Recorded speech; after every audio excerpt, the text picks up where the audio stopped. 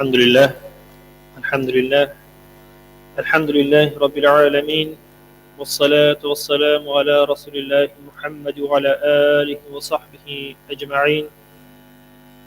Barcha maqtovlarimiz bizlarni yo'qdan bor qilib, tarbiyalab turgan va barcha alamlarning Robbisi bo'lgan Alloh subhanahu va taolaga bo'lsa edi va ko'ngil turlarimizdan chiqqan salovat shariflarimiz oxir payg'ambarimiz suyukli payg'ambarimiz Muhammad Mustafa sallallohu alayhi va sallamga va uning oila ahillarına va sahabalarına borib erishsa edi.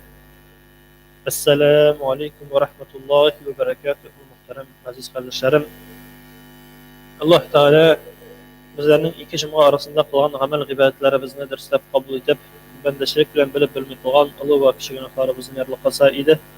Bizning rahim shafqatine erishib, va'da qilgan jannatlarga kiruvimizni har boshqalarimizga inshaalloh nasiblardan eylasa edi. Negizlari degan kitobni darsni qarovni davom etarmiz. Inshaalloh biz endi taqdir, iymon keltiruv degan bo'likka kirib, Ilgis Hazrat bilan siz narsa ul taqdir ham qadr ham qado degan masalalarni qarab o'tgan edik. Hozir endi to'xtalib etik lavhul mahfuz, ya'ni bu endi g'arab etilar, g'arabchadan tarjima etilar, saqlana turgan taqta, to'g'ridan to'g'ri tarjimasi saqlana turgan taqta deb tarjima etilar. Endi aqida masalasida, aqida fanida uning tushunchasi ko'kda saqlana turgan taqdir yozuvi bo'laroq anlatıla. Bizning taqdir deb aytdik, kelishtirganda shu taqdirning yozuvi lavhul mahfuz deb endi atala. Ham endi bilganimizcha endi u ko'kda o'rnashgan. G'alam ham onda bo'lgan barliq mahluqot bilan bu dunyo yaratilgandan olib bitganchaga qadar narsa bo'lashig'i tirkalgan Alloh taolaning ko'kdagi yozuvi borlig'ini har bir musulmon ishonirga tegish.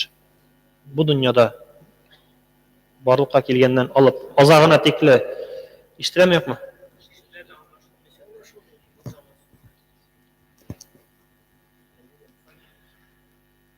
Demak, shu biraligiz aytirsiz. Kelganda bu da yaxshilandi deb. Kamil abiga. Demak, endi shu kitobning borlig'ini, shu yozuvining borlig'ini biz ishonamiz. Ham dunyoning borlig'idan olib ozog'ina tekli barliq narsa yozilganini biz bilamiz. Bu Alloh taolaning qudratida ekanini. Ham endi shulay etib taqdir qilingan barliq narsalar ko'kda saqlanib turgan taqdir yozuvunda yozilgan yoziluv turida payg'ambarimiz sallallohu alayhi vasallam aytib ketdi. Alloh taolo ko'klarni ham yerni bor etgancha 50 ming yil oldin kishilarning yozmishlarini yozib qo'ygan. Ular bilan qarayq. Dunyoni, yerni, ko'klarni, yerni borliqqa keltirgancha u endi 50 ming yil oldin Alloh taolo yozib qo'ygan kishilarning yozmishlarini. 50 ming. Bu hali biz 2000-yilda yashaymiz, to'g'rimi? Biz 2000-yilda yashaymiz. Bunday qaraganda, hali u 2000-yil qo'yan shutlana Aysa alayhisalomning o'limidan deb qarasak, hijriy bilan qarasak 1440. Amunda 50 ming. Bik es ara tug'ishadi, bik ko'bara. Hali u hozirgi kunda vaqt tez o'ta boshladi aytganimizcha. Vaqt bik tez o'tadi keta. Ilgariroq vaqt ul tog'ida barakatliroq edi, vaqt tog'ida uzoqroq o'taydi degan samaninda shuna ko'ra bu bik ko'p vaqt. Ham shu vaqt oldan o'g'inda Alloh taolo o'zining qudrati bilan, ilmi bilan yozib qo'ydi kishilarning yozmishlarini. Albatta ul aytik Adam alayhisalomniki 50 ming oldin yozilsa, demak bizniki endi 100 ming oldin deb aytganda 200 ming oldin yil oldin yozib qo'yilgan bo'lib chiqadi. Chunki Adam alayhisalom bilan bizning orada endi boytaqana yillar o'tdi. Bizdan so'ng kimlar kelishagini har birisini Alloh taolo biladi. Hadis surasida Alloh taolo shulay deb aytadi, tarjimasini qarab ketik. Lavhul mahfuzda ko'k kitobida yozilmisha, ya'ni Alloh taqdir etmisha, yergada sizning ko'ngillaringizga bir nindi bala qazo qayg'u erishmas. Bu bala qazoning bo'lashag'in biluv Alloh uchun bek yengildir. Ya'ni shu kitobda yozilmisha bizga bir narsa erishmaydi. Birinchi bala qazoda qayg'uda erishmay, shu kitobda yozilmisha ham endi bizning bilan narsa bo'lashag'ini Alloh taolo aytdi. Allohga biluv bek yengil. Qaysi vaqtda kishilar bosh otab nishik narsaga кирәкмәгән сораулар бирәләр инде, аптыраталар. Әмма дә ләкин Аллаһ Тәгалә безне юктан бар кылучы. Аллаһ Тәгалә безнең белән нәрсә булачагын белеп торучы. Ул гыйлем иясе, без беләбез. Ләүхул Мәхфузда һәм Аллаһ әмере буенча барлык нәрсәләрне шуңа язып куйган каләмгә ышану тәкъдиргә иман китерүнең аерылгысыз бер өлешедер. Шы тәкъдиргә иман китердек икән, без инде Ләүхул Мәхфузга да ышанырга тиеш бит. Аңа ышанмыйча, берсенә ышанмыйча, берсенә ышанып булмый.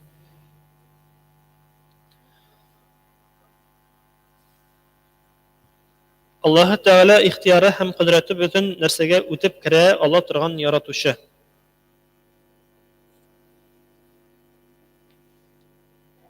Аллаһ Тәгалә тәкъдир кылган нәрсәләргә бер кемдә бер нәрсәдә каршылык күрсәтә алмый. Аллаһ Тәгалә теләгән нәрсә барыбер булачак. Ул теләмәгән нәрсә исә булмаячак.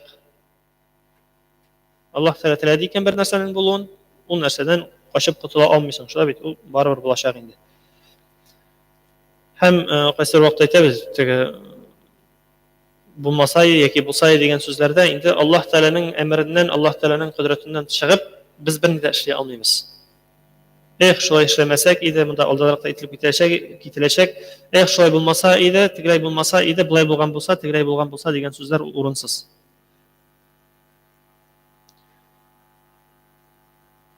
Биредә шунысын да билгеләп үтәргә кирәк. Менә монда әйтә инде. Әгәр ихласлы мөэминнәр өчен, әгәр фәлән булай эшләмәгән яки булай әйтмәгән булса, шушы күңелсез хәл булмас иде дип әйтү безнең өчен дөрес түгел, дөрес саналмый. Буласы булган, син аннан ничек тә качып котыла алмыйсың. Бу нәрсәдән качып котылу мөмкин түгел.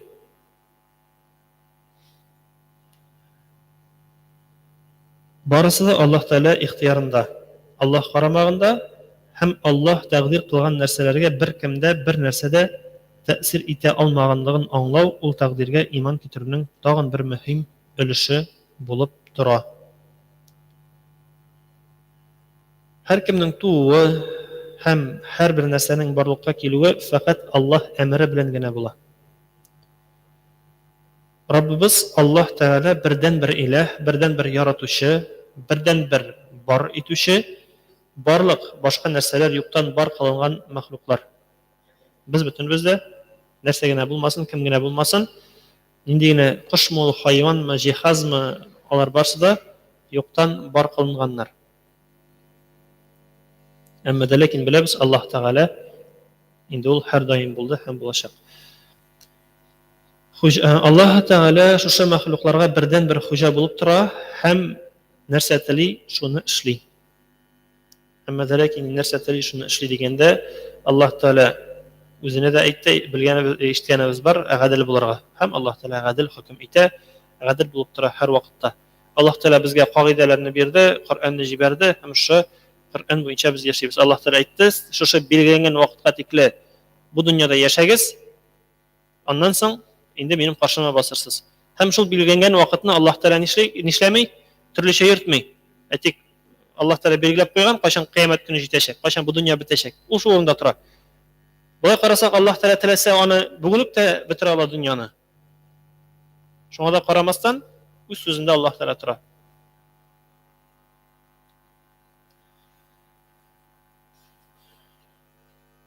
Шулай итеп, тәкъдиргә ышану ул асылда Аллаһның бөек һәм шиксез кудрәтле булуына иман китерүдер. Тәкъдир нигезендә булган нәрсә Аллаһның бөек сире дигән өлешне карап китик. Инде билгеләп үтелгәнчә, тәкъдир ул Аллаһның шиксез гыйлеме. Әйттек инде, Аллаһ Тәгалә үзенең гыйлеме белән бар нәрсәне алдан дөнья барлыкка килгәнчә 50 мең ел алдан язып куйды дидек. Тәкъдирнең нигезендә булган нәрсә яратучының бөек сире булып тора. Чыннан да иртәгә бер атнадан, бер айдан киләсе елга нәрсә булачагын бер кем дә белми, хәтта фәрештәләр дә, пәйгамбәрләр дә белми, фақат Аллаһ Тәгалә генә белә. Әйтик, Ләүхул Мәхфузда язып куелды дигән сүзне китап дип әйтик, әйткәндә китапны без карап, тиз генә барып карап килеп, минем нәрсә булды микән дип без әйтә алмыйбыз, нәрсә булачак микән минем белән дип без карап әйтә алмыйбыз. Аны хәтта ки фәрештәләр дә белми нәрсә булачагын. Шуңа күрә теге даже әйтергә кирәк, сихерчеләргә бит кешеләр бара инде, ярамый барырга беләбез. Әмма ләкин барып алар нәрсә диләр? Мен синең шушы булачак, теге булачак, балаң туачак, тумаячак, анда яки шуның ише башка сүзләр сөйлиләр. Баларга ышанып утырдың икән, инде дөрес түгел. Синең иманың бетте. Чөнки менә монда да әйтәбез, Аллаһ Тәгаләдән башка киләчәктә нәрсә булачагын берсе дә белми. Алар якынча приугадывать итәргә мөмкиннәр, якынча нәрсә сиңа башыңа программа салалар да синең белән шул булачак дип, син программаны куясың да үзеңә, шуны булдыра башлыйсың инде. Хәтта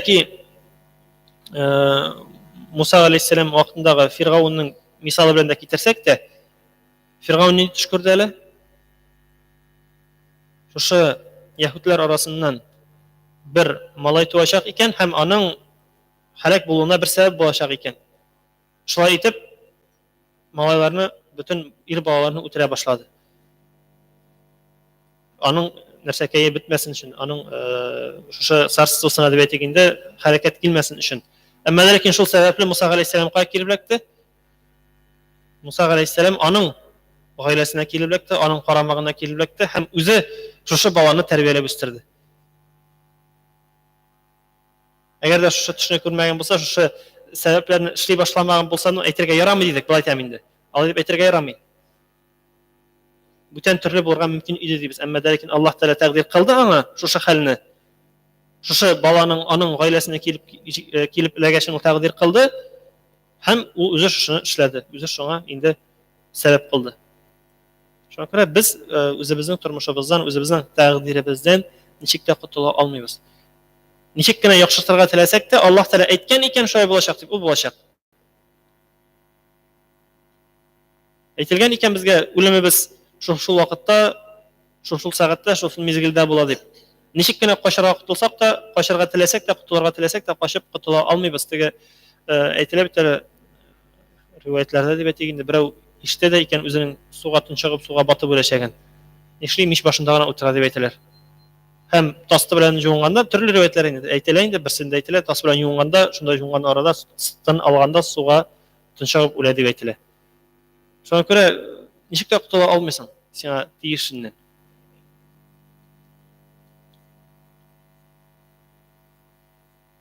Һәм әйткәнебезчә инде киләчәктә синең белән нәрсә буласын барыбер да беребез дә белә алмыйбыз. Шунысы да мөһим, кешегә тәкъдир кылынган һәрбер нәрсәдә зур хикмәт бар. Һәрбер нәрсәдә зур бер хикмәт бар. Мәсәлән, кеше нинди генә зур күңелсез хәлгә эләксә, моның файдасы һәм нидер яхшы ягы да булмыйча калмый. Һәм киресенчә шатлыклы хәл булса, аның нәтиҗәсе булып бер күңелсез хәлдә булырга мөмкиндер. Әйтик инде, ничек мисал китерергә була. Күп кенә кешеләрнең сүзеннән дә ишетергә була. Теге якынча әйтик анда аэропортка барды, самолетка санап калды, бу бер күңелсез хәл. Әмма ләкин соңыннан ишетә, самолет бәрелде, самолет шартлады, ул исән калды. Монысы уже арты хәерле булды моның өчен, бу кеше өчен. Яки башка төрле анда байлыгы булды, байлыкка иреште, байып китте. Бер караганда күңелле хәл. Әмма ләкин Алла сакласын, шушы байлыгы сәбәпле яки гаиләсенә зыян килде, яки инде бөтенләй бу дөньяда иманнан азып җәһәннәмгә керде, монысы күңелсез бер хәл. Һәрбер нәрсәнең ахыры хәерсез булырга мөмкин, яки безгә хәерле түгел дип уйлаган нәрсәнең ахыры хәерле булып бетергә мөмкин. Шуңа күрә һәрбер мәсьәләдә, һәрбер эшебезне эшләгәндә Аллаһ Тәгаләгә тапшырып, я Рабб, Аллаһ, инде шу гамәлемнең ахыры хәерле булса иде дип дуа кылып куярга кирәк. Аллаһ Тәгаләдән сорарга кирәк. Чөнки Аллаһ Тәгалә генә белә безгә нәрсә хәерле, нәрсә юк. Бу турыда күп сөйләшкәнебез бар. Аллаһ Тәгаләдән сорыйбыз икән бер мәсьәлә буенча бер хәлне. Я Рабб, Аллаһ, әгәр дә хәерлеләрдән булса бирсәң иде миңа бу хәлне дип әйтсәк хәерлерәктер. Бакара сүрәсенең 216-нчы аятында Аллаһ Тәгалә булай дип әйтә: "Кайбер нәрсәләрне сез сөймәсәгез дә, ул сезнең өчен файдалы нигъмәт. Ә кайбер нәрсәне яратсагыз да, ул сезнең өчен зарарлы хәл, явызлык булып чыгарга мөмкин" дип инде Аллаһ Тәгалә шушы аятта әйтә. Бу күпләрнең тормышында булган хәл инде. Һәм шуңа күрә тагын галимнәребез дә әйтә, әгәр дә синең белән бер хәл булды икән, бер күңелсез хәл булды икән, Димәк, нәрсә булырга мөмкин? Аллаһы Тәгалә сине тагы да күңелсезрәк хәлдән, тагы да зуррак фаҗигадан саклап калган булырга мөмкин. Әйтгәндә юл һәлакәтенә очрадың, әмма ләкин җиңелчә генә очрадың. Димәк, Аллаһ Тәгалә бәлкем сине саклап калгандыр, киләчәктә шушы юлыңда тагы да зуррак фаҗигадан.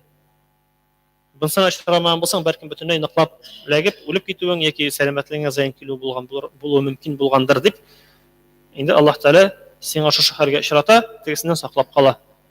Гомумән әйткәндә, без шулай ук инде алда карап китәчәкбез. Безнең белән нәрсә генә булса да, без шөкер әйтергә тиеш Аллаһ Тәгаләгә. Әлхәмдүлиллаһ. Һәр даим шөкер әйтү. Яхшылык булса да шөкер әйтәбез. Явызлык дип әйтгәндә безнең өчен авыр хәл килсә дә Аллаһ Тәгаләгә шөкер әйтәбез. Бар нәрсәдән дә без хәерле якны эзлибез.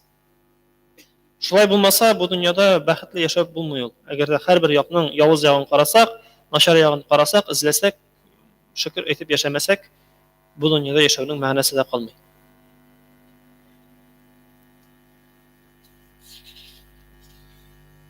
Шуңа күрә безнең белән нәрсә генә булса да, мөселман кешесе үзе белән булган хәлне Аллаһның тәкъдире буларак кабул итәргә тиеш.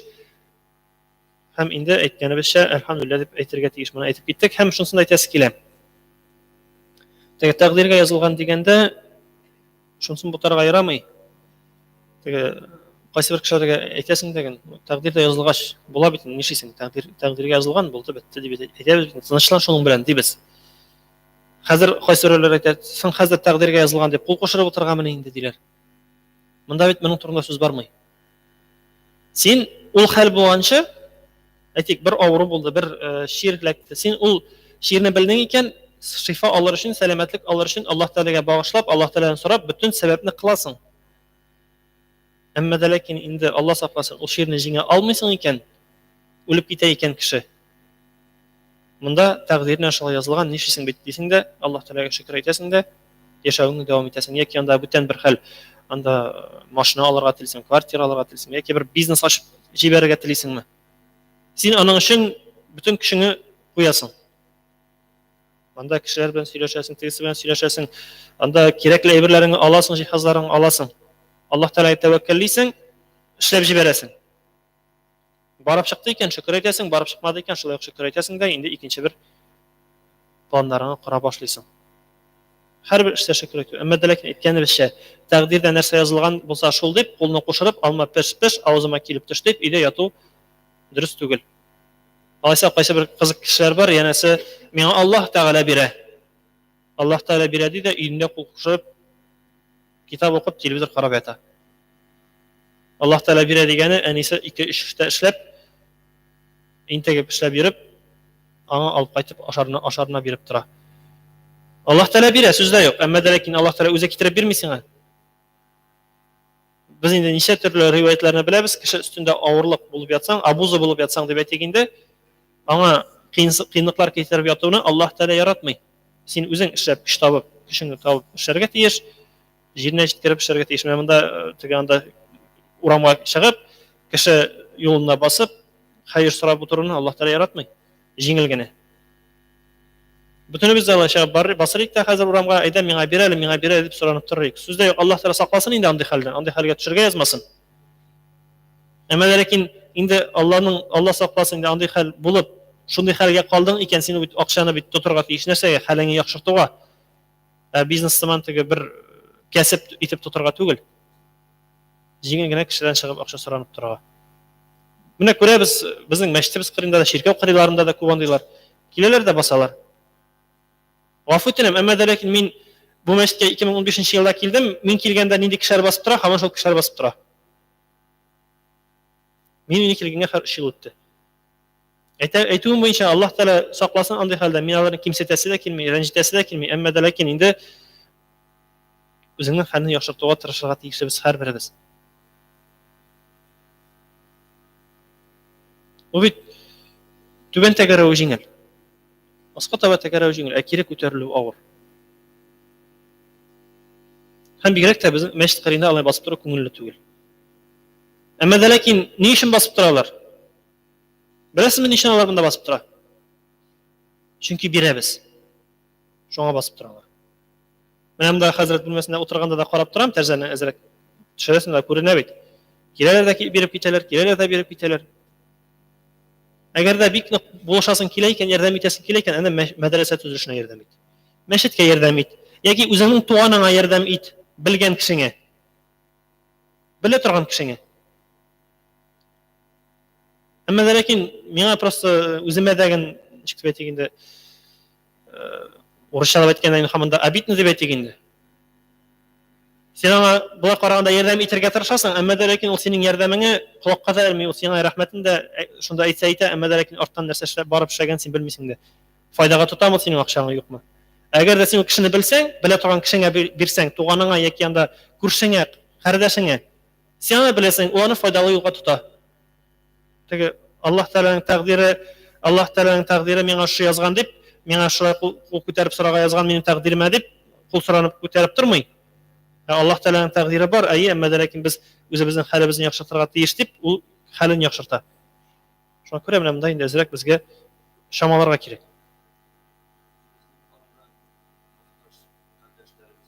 Әйе. Алар кулларында сузмыйлар, телебиле де әйтмиләр. Без аны үзебез эшләп табарга тиеш.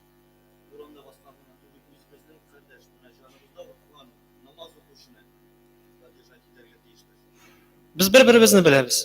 Нинди авыр хәлдә калган, ничек калган. Бер-беребезгә ярдәм итешек. Әйтәм бит, һич юк әгәр дә инде ярдәм итәсең килеп тә кеше тапмыйсың икән ярдәм итәргә, мәчет төзелешенә, мәдрәсә төзелешенә булыш. Әмма ләкин без үзебездән тора. Андый кешеләрне теге урамда тиккә генә акча соранып торучыларны бетерү безнең өстебездә тора. Bir kişi ipi alıp çıkıp bir kişi alıp çıkıp birsen ulanı almayın. Менә кардәш әйтмешли, әгәр дә шуңа тикшерү өчен карарга була. Әйдә кардәш кибеткә керәбез, мин сиңа бер ипи алып бирәм, яки анда бер ризык алып бирәм дигән, бармый ул анда. Нигә кирәк миңа синең ул ипиң дишә. Шуңа күрә мөхтәрәм җәмәгать, мин теге гафу үтенәм, әмма ләкин тамыр катка батым, аларны рәнҗетәсе дә килми, үпкәләтәсе дә килми. Әмма ләкин безнең мәчетебезнең ишек алдында аларның басып торуын теләмәсәк, бирмәскә. Менә кайсы вакытта инде ишек төбенә кирип басалар. Баскычка менеп ишек төбенә кирип басалар. Бу күңелле хәл түгел инде, мөхтәрәм җәмәгать. Мәчет ишек алдында акча соранып тору. Шуңа күрә мөхтәрәм җәмәгать, әйтәм бит, без дуа кылабыз, сүз дә юк. Я Рабб, Аллаһ андыйларга ярдәм бир, туры юлга җибәр, безнең өстебездә дуа кылу. Әмма ләкин калган инде үзләре өстендә. Müslümanlığın dakada biterge eğberin eğitmeyin. Elhamdülillah bir Müslüman bir sezer ya. Ama bu billah Bismillah'ın eli şeyidir. Burada olsaydı, dua okusaydı. Bu sözlerini bilmedim mesela. İyi işin bilemiz, cilge şırattırman akşamı bilemiz. Bizim sesalat bilemiz. Şolay da betek telefonu. Шу. Bizim sesalat bilemiz. Әле күбесенең артыннан күрәбез нәрсәне? Әйтсәң, ул темага бик кирип китәсе килми, әмма ләкин барыбер да монда авыр хәлдә торган сыман тора да, артыннан шикарный машиналар, кыйммәтле машиналар белән килеп алалар монда. Туганнарыдырмы, якыннарыдырмы, белмим ансын. Әмма ләкин шул кыйммәтле машиналарда килеп алган кеше үзе ярдәм итәргә тиеш аңа димәк. Без түгел. Аның якыннары бар. Аллаһ Тәгалә нәрсәгә чакырды, пәйгамбәрбез нәрсәгә чакырды? Якыннарыбыздан башларга. Үзебезнең якыннарыбызга ярдәм итәргә, туганнарыбызга, әти-әниләребезгә, балаларыбызга. Ни өчен кайбер шәригатьтә мәҗбүр кылынган хәйрләрне, закатларны дип әйткәндә, хәйр кылынган садакаларны туганнарга биргә ярамый. Чөнки без аларга болай да ярдәм итәргә тиеш. Чөнки без аларга болай да булышырга тиеш. Без инде дәркән читкә киттек, мөхтәрәм җәмәгать. Тәкъдир мәсьәләсеннән икенче өлешкәрәк кирип киттек. Әмма ләкин бер кирип киткәч ул темага ансында әйтмичә булдыра алмыйм. Инде күптән әйтәсе килеп йөри. Честно әйтәм бит, безнең шунда әйтәм, безнең мәчетебездә андый хәл матур түгел.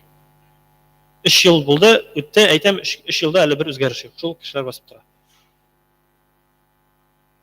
Әле аңлата башласаң, син гаепле каласың. Син начар булып каласың.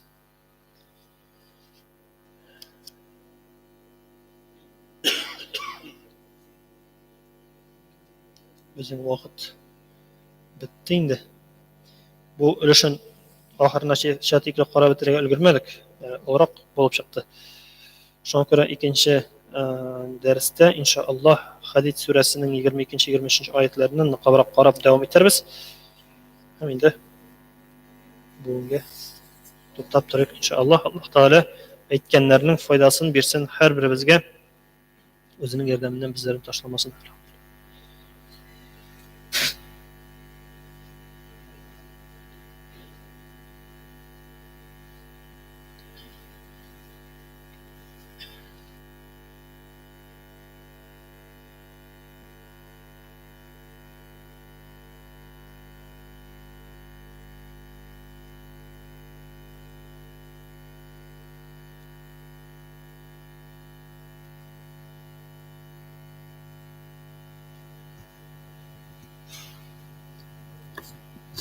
الله أكبر. الله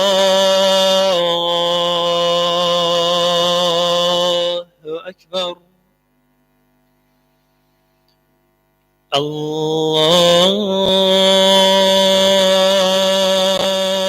الله أكبر. الله أكبر. أشهد أن لا إله إلا الله.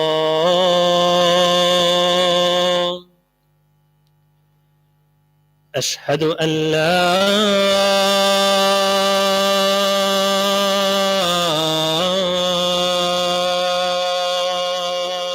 إله إلا الله.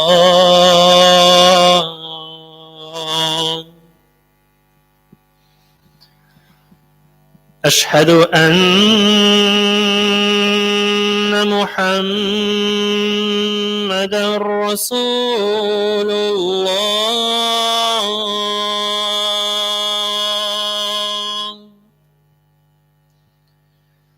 أشهد أن محمدا رسول الله.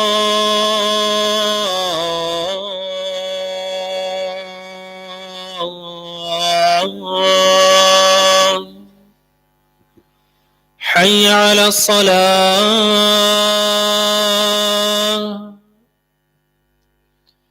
حي على الصلاة.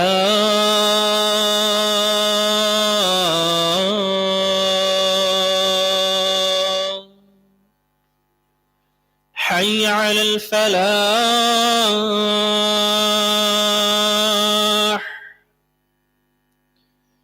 حي على الفلاح.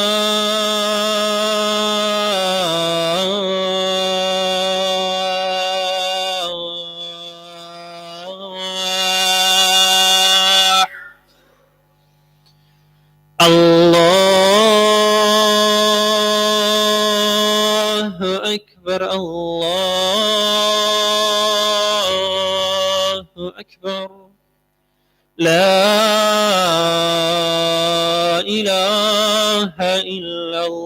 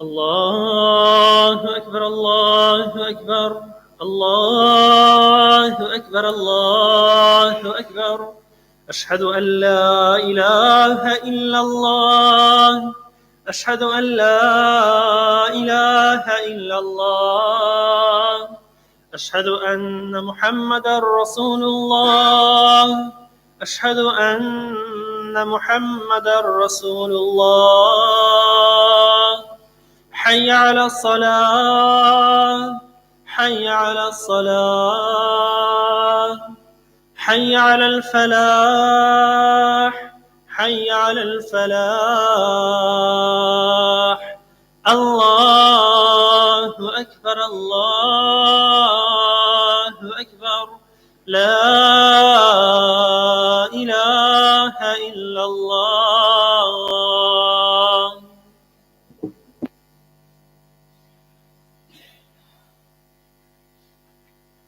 الحمد لله رب العالمين والصلاة والسلام على أشرف المرسلين وعلى آله وأصحابه أجمعين وأشهد أن لا إله إلا الله وحده لا شريك له له الملك وله الحمد وهو على كل شيء قدير وأشهد أن محمدا عبده ورسوله فشرح به الصدور وأنار به العقول وفتح به أعينا عميا وأذانا سما وقلوبا غلفا صلى الله عليه وعلى آله وأصحابه والتابعين لهم بإحسان تسليما كثيرا. يا أيها الذين آمنوا اتقوا الله حق تقاته ولا تموتن إلا وأنتم مسلمون. يا أيها الذين آمنوا اتقوا الله وقولوا قولا سديدا يصلح لكم أعمالكم ويغفر لكم ذنوبكم ومن يطع الله ورسوله فقد فاز فوزا عظيما. Shin maqtov barcha g'alamlarni yer ham ko'klar yaratuvchi, yer ham ko'klar orasida bo'lgan barcha maxluqlarga ham jon egalarına rizq berib, ularni tarbiya qilib turishi bizlarga bu dunyoda adashmas uchun durust etib yashash uchun Qur'oni Karimni bo'lak etib beruvchi Alloh subhanahu va taolaga barcha maqtovlarimiz hamda sanalarimiz ham barcha shukronalarimiz ularga ona bo'lsin. Ham barcha olimlarga nur ham rahmat bo'lib yuborilgan Allohning haq elchisi suyukli payg'ambarimiz Muhammad Mustafa sallallohu alayhi vasallamga, uning ahli baytina va sahobalarına Allohning salami va barakati bo'lsin. Jumalaringiz muborak bo'lsin, jamoat. Bugungi va'zimiz ilm ham uning fazilatlari turida bo'lacaqdir. Islom dinida ilm bek zo'r o'rin olib turadi. Ham Abu Darda ismli sahaba ilm iyasi yoki ilm oluvchi yoki ilmni tinglovchi bo'l, durtinchi bo'lma, halokat bo'larsan dedi. Ham bundan anglashilgancha har qaysi bizga ilmli, ya'ni bilimli bo'lib, ham shu olgan ilmni beru üstimizdagi bo'lgan burchdir.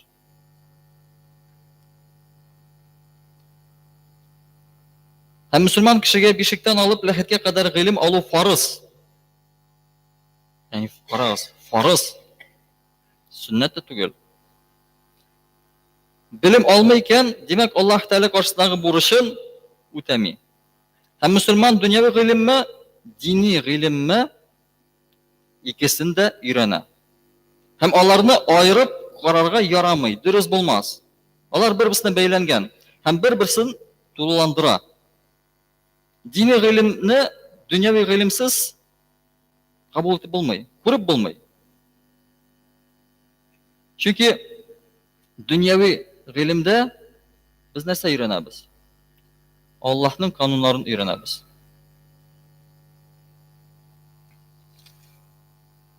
Ne alırız fizikini, biyoloji, kimya, matematika fenlerin.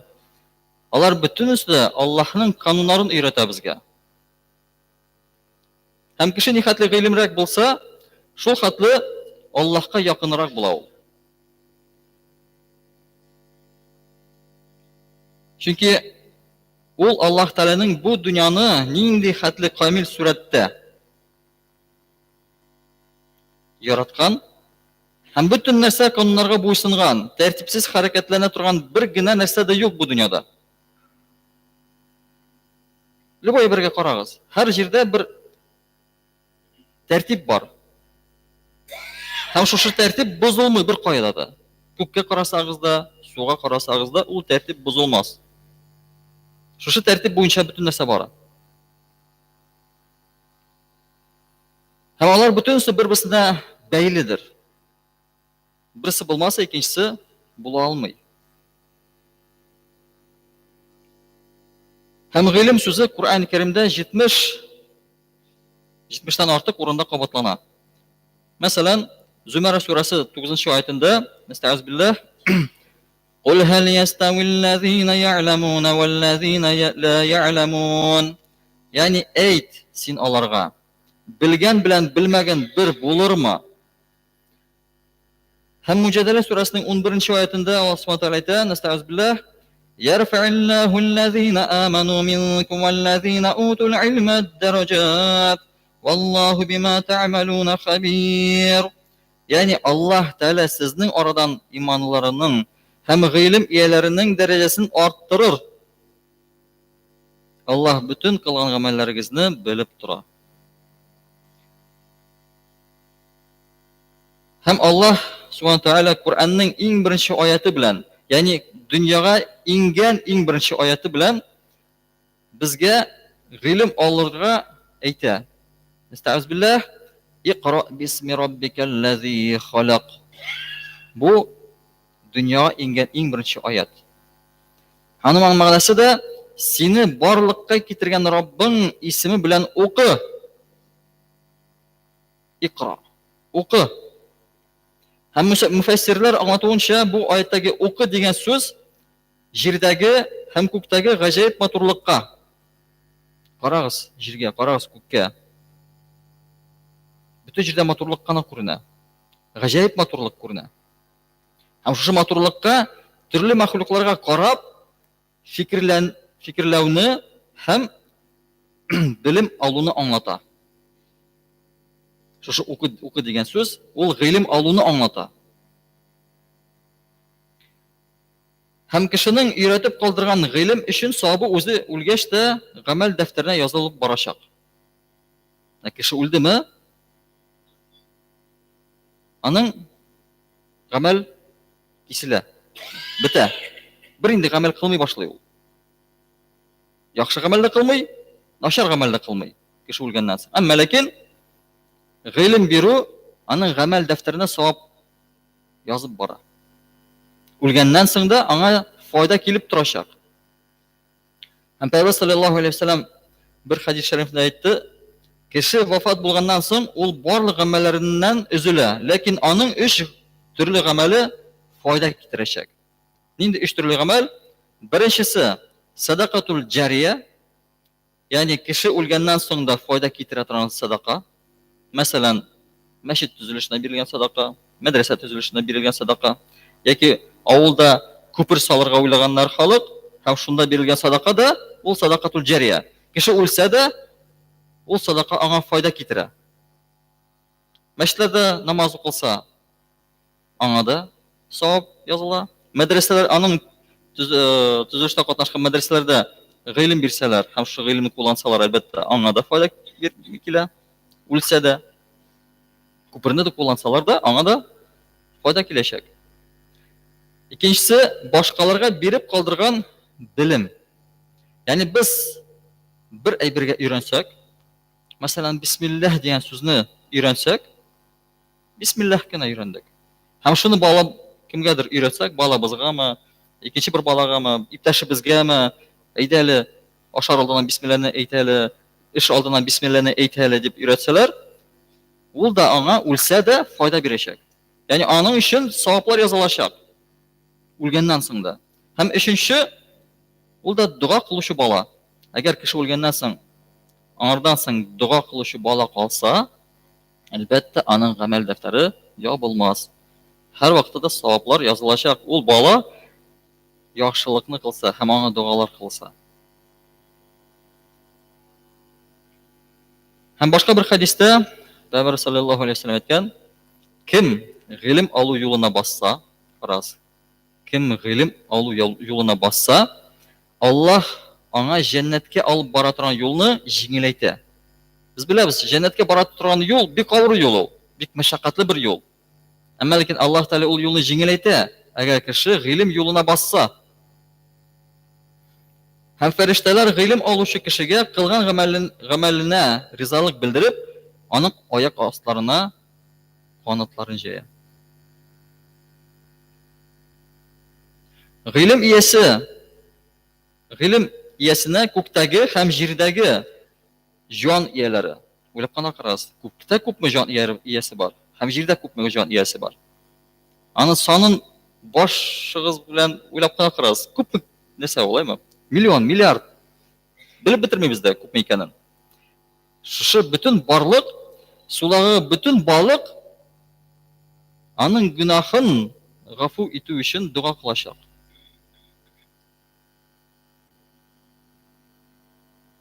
Машалла. Һәм галимнең белемсез гыйбадәт кылучы кешедән өстенлеге айның бөтен йолдызлардан өстенлеге кебек. Йолдызларны карагыз һәм айны карагыз. Кайсы яктырак? Ай яктырак. Һәм галим кеше шушы ай кебектер. Белемсез кешеләр алар йолдыз кебек. Барлар, күренәләр. Әмма яктылыгы безгә хәтле барып җитми. Аларның яктылыгы файда китерми. Айның яктылыгы төнне безгә файда китерә. Без күрәбез. Һәм пәйгамбәрләр мирас итеп динар да, дирхәм дә калдырмадылар. Алар бары тик гыйлемне генә калдырдылар. Кем дә кем аны алса, үзенә җитәрлек дәрәҗәдә алган булыр. Үзенә җитәрлек дәрәҗәдә алган булыр. Артыгын алып булмый. Кеше күпме гыйлем алса да артыгын ала алмый. Үзенә җитәрлек хәтле ул ала.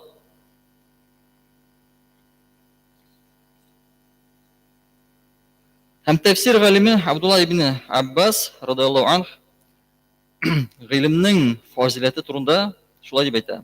Минем өчен гыйлемне кабатлау, гыйлемне кабатлау төнне намаз укып чыгуга караганда да яхшырактыр. Күрәсезме? Гыйлем алуда приоритет нихәтле зур. Төнне намаз укудан да хәерлерәк. Һәм Али ибн Абу Талиб гыйлем акчадан хәерлерәк. Карас, гыйлем акчадан хәерлерәк, чөнки ул сине саклый. Гыйлем безне саклый, әмма ләкин акчаны син сакларга тиешсең. Гыйлем ул хөкемдар, акча хөкемгә дучар. Гыйлем хөкем чыгара, акчага ул шушы хөкемгә дучар була. Акчаны бүләргә тиешләр, кемгәдер биргә тиешләр. Гыйлем ул хөкемне чыгара. Рәсми өстенлек. Акчаны сарыф итү аны азайта, гыйлемне тарату аны арттыра. Шундый сүзләрне әйтте. Гыйлемнең акчадан нихәтле өстенрәк булуын шушы сүзләр белән без күрәбез. Һәм Абу Зәр белән Абу Хурайра исемле сахабалар гыйлемнән бер нәрсә өйрәнү безнең өчен 1000 рәкать нәфил намазына караганда да яхшырак диделәр. 1000 намаз, 1000 рәкать намазны укудан да яхшырак гыйлем алу. Берәр гыйлемне кешегә өйрәтү һәм шушы гыйлемне ул кулландымы, кулланмадымы? Ул бик ни түгел. Ул да 100 рәкать намаздан да хәерлерәк булыр диде. Карагыз, гыйлемне өйрәнү 1000 рәкаттан хәерлерәк. Гыйлемне бирү 100 рәкатлы намаздан хәерлерәктер.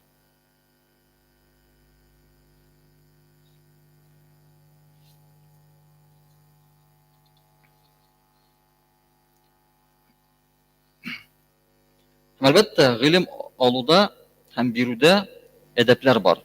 Шушы әдәпләрне без сакларга тиешлебез. Әгәр гыйлем аласыбыз килсә, шушы әдәпләр буенча гыйлемне алырга тиешлебез. Һәм әгәр гыйлем биргә сыбыз килсә, шушы әдәпләрне сакларга тиешлебез. Инде әдәпләр монда бөтенесе түгел, 7 генә пункт бар. Бөтенесен карый башласаганда бер китап укырлыктыр. Монда иң әһәмиятле пунктлар гына. Беренчесе, гыйлем алуда һәм гыйлем бирүдә максат ният булырга тиеш. Нинди ният? Аллаһ ризалыгы нияте. Дан, шөһрәт, байлык түгел. Аллаһның ризалыгыдыр. Һәм ниятте, гыйлем бирүдә яки гыйлем алуда Аллаһтан куркуда катнашырга тиеш. Чөнки Пәйгамбәр саллаллаһу алейхи ва саллям бер хадис шәрифендә әйтә, кыямәт көнендә җәһәннәм уты гыйлем, мәкарас, кыямәт көнендә җәһәннәм уты гыйлем алып, аны кешеләргә өйрәткән һәм Кур'ан укыган кеше белән яндырылып җибәреләчәк. Карас, гыйлемне алып, гыйлемне бирүче һәм Кур'анны укучы кеше җәһәннәмдә яндырылды. Аны Аллаһ каршысына алып киләләр һәм Аллаһ аңа үзенең ниъмәтләрен искә төшерә башлый һәм бу кеше ул ниъмәтләрне таный. Аллаһ аңа син нинди гамәл кылдың дип сорар.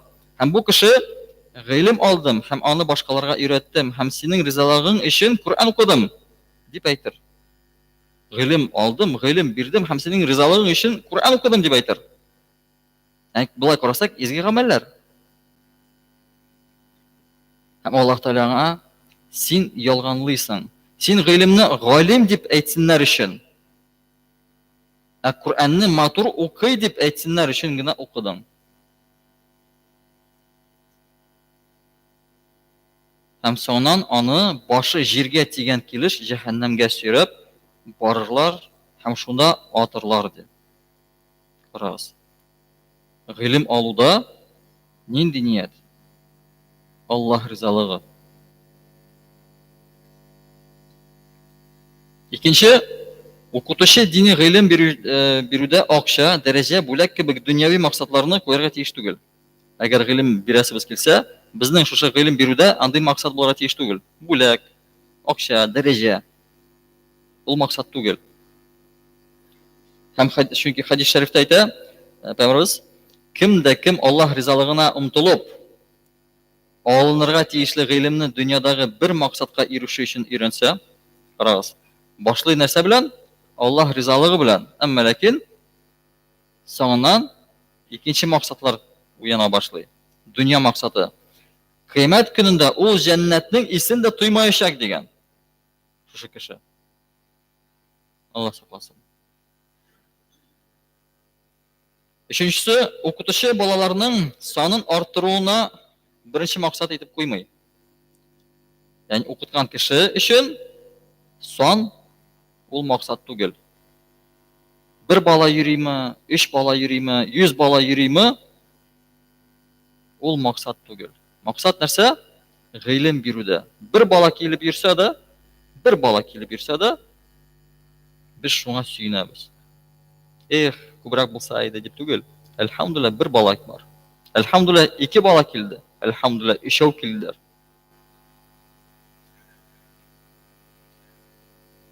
Дүртенчесе, белем бирүче кеше һәр вакыт күркәм холыклы, ачык йөзле, сабыр, йомшак күңелле, күп көлмәүче кеше булырга тиеш. Карагыз, гыйлем бирүче кеше күркәм холыклы, ачык йөзле, сабыр, йомшак күңелле һәм күп көлмәүче кеше булырга тиеш. Һәм бишенчесе, белем бирүче кеше гыйлем алучыга киңәш бирергә, авыр чакта ярдәм итәргә һәм аңа карата йомшак муамәләдә булырга тиешледер. Әгәр кирәк булса ярдәм, укытучы ул ярдәмне күрсәтә. Әгәр бер сорау килеп чыктымы, шушы сорауга җавап табырга. Аны һәр вакытта шушы юлда тотып торырга.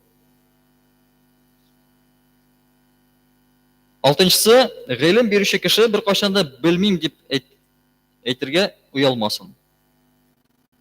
Белмим дигән сүз дәрәҗәне төшерми. Моны аңларга кирәк. Күп кеше уяла ул сүздән. Әмма ләкин белмим дигән сүз дәрәҗәбезне төшерми. Кеше бөтен нәрсәне белә алмый. Белсә дә оныта. Кеше күп укырга мөмкин, әмма ләкин нәрсәдәндер онытырга мөмкин. Бер вакыт Гыйракның фикъ билгече Шәгъбигә ниндер сорау бирәләр. Һәм ул белмим дип җавап биргәч, кешеләр, әллә син Гыйракның фикъ билгече була торып та, Белмим дип әйтергә уялмыйсыңмы дип әйтәләр. Зур галим. Белмим дигән сүзне әйтте. Шулай әйткәч, шул галим аларга җавап иттереп, хәтта фәрештәләр дә Аллаһ Тәала алардан сорагач, син бөтен кимчелекләрдән пак, безнең гыйлемебез юк дип әйтергә уялмадылар. Фәрештәләр, алар бездән дә галимнәрәк. Алар да белмибез дип әйтергә уялмадылар. Һәм җиденчесе, гыйлем алучы кеше һәр вакыт укытучыны хөрмәт итәргә тиешледер. Гыйлем алучы гыйлем бирүчене хөрмәт итәргә тиешле. Шушы хөрмәт укыткан вакытта күренергә тиеш. Намда Али бин Абу Талиб була дип әйтә, бик матур сүзләр китерә. Укытучының хакларыннан аңа күп сорау бирмәү. Сорауларыбыз бик күп була. Әмма ләкин күп сорау бирмәү. Аны җавап бирә алмаслык авыр хәлдә калдырмау. Карагыз. Арганын сизсәң, үҗәтлек күрсәтмәү. Теге настырны булмаска кирәк. Әгәр сизсәгез, укытучыгыз арган. Торырга теләсә, киеменнән тартмау.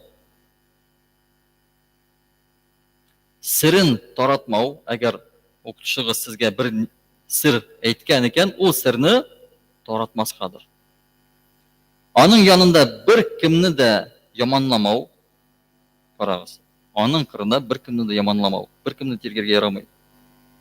Укытучы янында бер кемне дә яманламаска. Ялгышуын теләмәү. Карагыз. Ялгышуын теләмәү. Әгәр дә ялгышса, гафу итү. Әгәр укытучыгыз ялгышкан икән, аны гафу итәргә. Без бөтенебез дә кешеләр. Ялгышып торабыз. Ансыз булмый. Без шулай өйрәнәбез, ялгышып өйрәнәбез. Һәм аны Аллаһның әмерен саклаганча хәтле хөрмәт итү. Аның алдына утыру, дәрес алыр өчен артына түгел, алдына утыру. Әгәр дә берәр ярдәмгә мохтаҗ булса, иң беренче булып ярдәм итү һәм аны башка кеше синеңчә әйтмәде дип авыр хәлдә калдырмау. Сораулар бик күп булырга мөмкин. Әмма ләкин җавап туры килмәсә, аңа әйтергә кирәк түгел, синең җавабың туры килмәде теге кеше белән.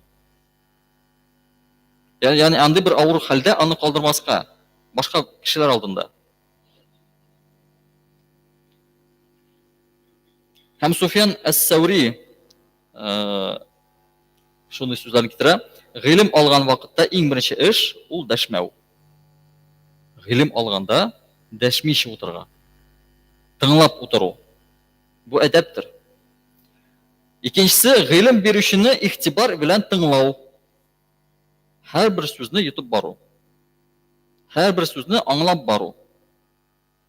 Өченчесе, гыйлемне истә калдыру.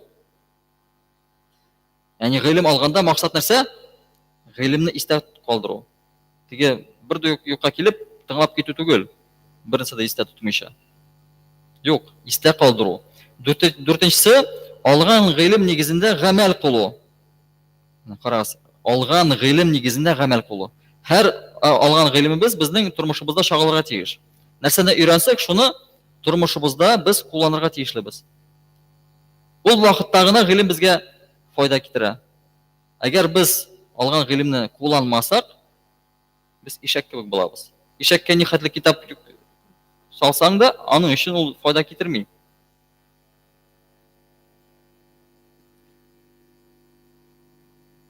Һәм бишенчесе, ул гыйлемне башка кешеләргә өйрәтү.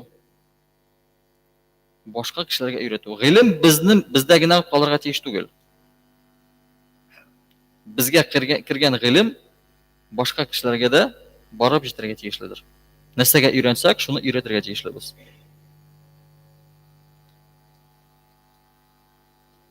Әгәр берәү шушы 5 шартны үтәсә, камил гыйлем иясе булыр.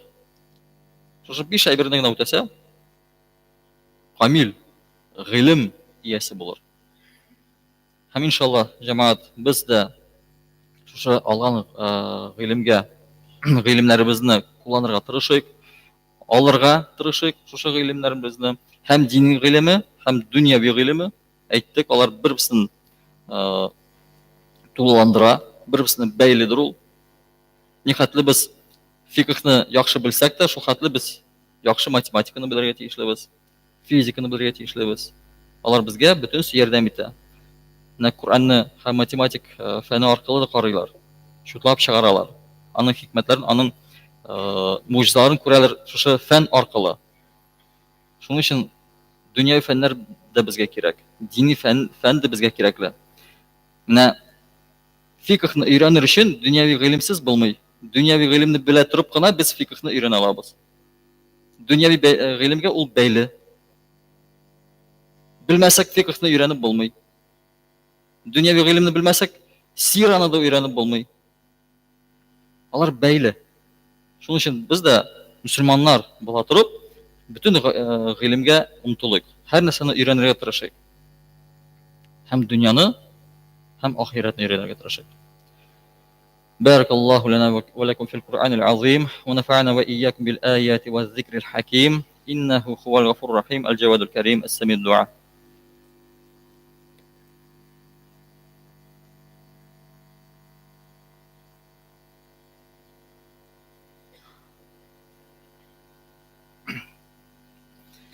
الحمد لله نحمده ونستعينه ونستغفره ونؤمن به ونتوكل عليه ونعوذ بالله من شرور أنفسنا ومن سيئات أعمالنا ما يهده الله فلا مضل له ومن يضلل فلا هادي له وأشهد أن لا إله إلا الله وأشهد أن محمدا عبده ورسوله إن الله وملائكته يصلون على النبي يا أيها الذين آمنوا صلوا عليه وسلموا تسليما اللهم صل على محمد وعلى آل محمد بعد ما صلى وصام اللهم صل على محمد وعلى آل محمد بعد ما قعد وقام صل وسلم عليه وعلى جميع الأنبياء والمرسلين وعلى ملائكتك المقربين وعلى طاعتك أجمعين من أهل السماوات والأرضين وارحمنا واحشرنا برحمتك يا أرحم الراحمين وأقم الصلاة.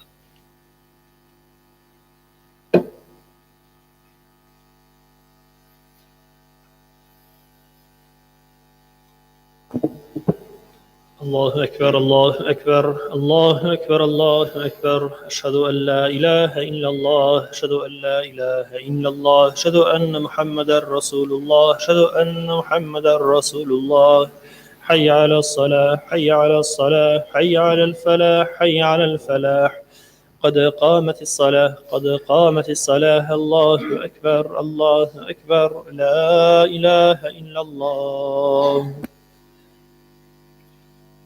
Cemaat saflarınızı tığızlağız, tигizләгез, буш урыннар калмасын. Игътибарлы булыгыз һәм Фатихадан соң амин сүзен ишебездән әйтәбез.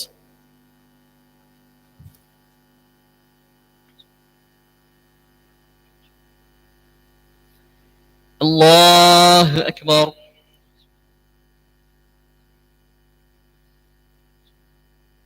الحمد لله رب العالمين الرحمن الرحيم مالك يوم الدين إياك نعبد وإياك نستعين اهدنا الصراط المستقيم صراط الذين أنعمت عليهم غير المغضوب عليهم ولا الضالين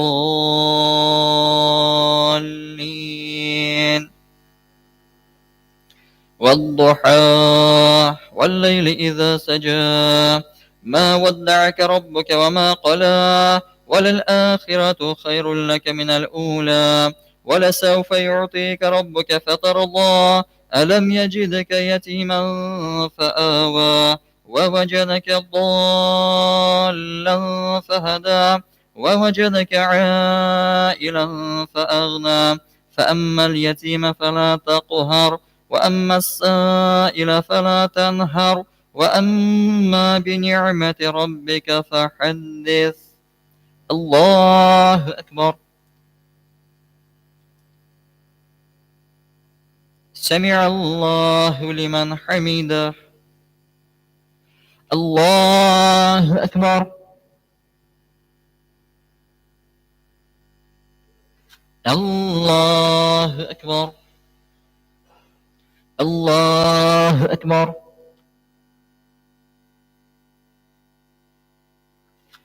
الله أكبر.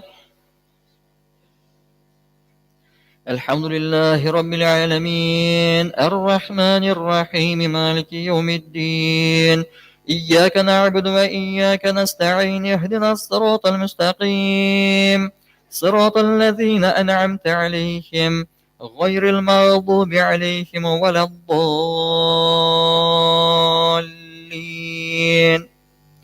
ألم نشرح لك صدرك ووضعنا عنك وزرك الذي أنقض ظهرك ورفعنا لك ذكرك فإن مع العسر يسرا إن مع العسر يسرا فإذا فرغت فانصب وإلى ربك فارغب. الله أكبر. سمع الله لمن حمده. الله أكبر الله أكبر الله أكبر الله أكبر.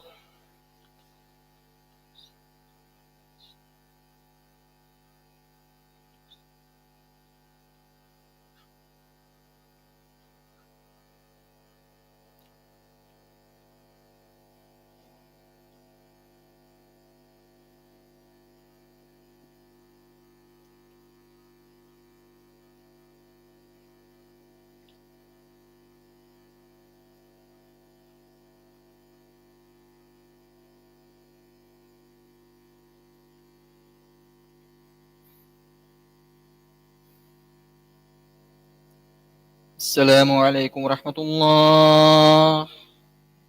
السلام عليكم ورحمة الله.